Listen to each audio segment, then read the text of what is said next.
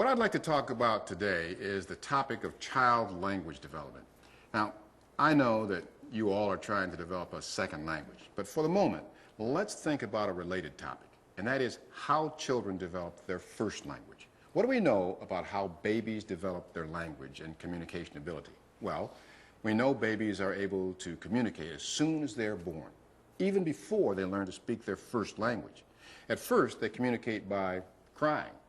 This crying lets their parents know when they're hungry or unhappy or uncomfortable.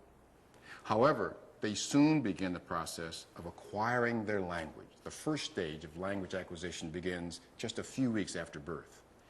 At this stage, babies start to make cooing noises when they're happy.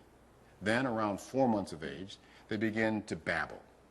Babies all over the world begin to babble around the same age, and they all begin to make the same kinds of babbling noises.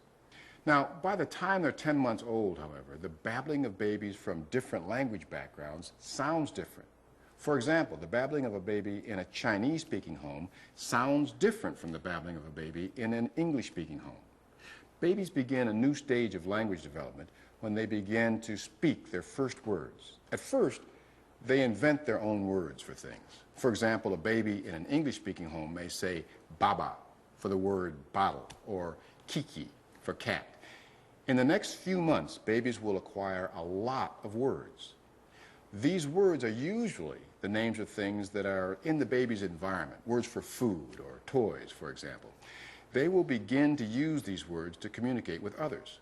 For example, if a baby holds up an empty juice bottle and then says juice to his father, the baby seems to be saying, "I want more juice, Daddy," or "May I have more juice, Daddy?"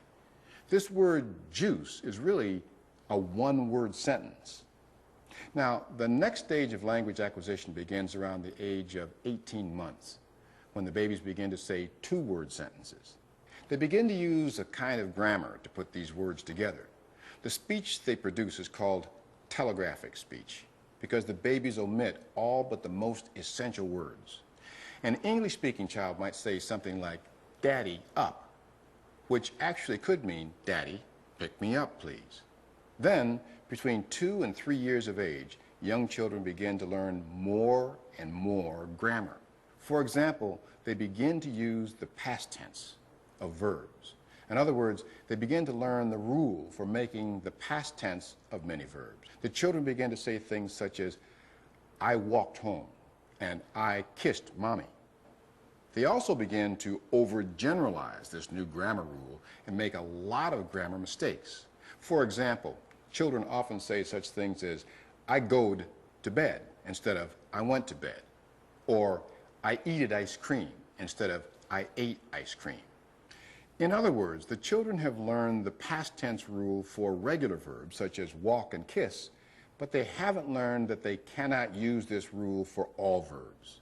Some verbs like eat are irregular, and the past tense forms for irregular verbs must be learned individually.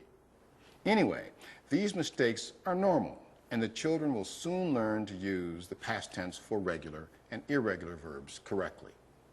The children then continue to learn other grammatical structures in the same way. Now, if we stop to think about it, actually it's quite amazing how quickly babies and children all over the world learn their language and how similar the process is for babies all over the world. Do you remember anything about how you learned your first language during the early years of your life? Think about the process for a minute. What was your very first word? Was it mama or maybe papa? Now think also about the process of learning English as a second language. Can you remember the first word you learned in English? I doubt that it was mama. Now think about some of the similarities and differences involved in the process of child and adult language learning. We'll talk about some similarities and differences in the first and second language learning processes tomorrow. See you then.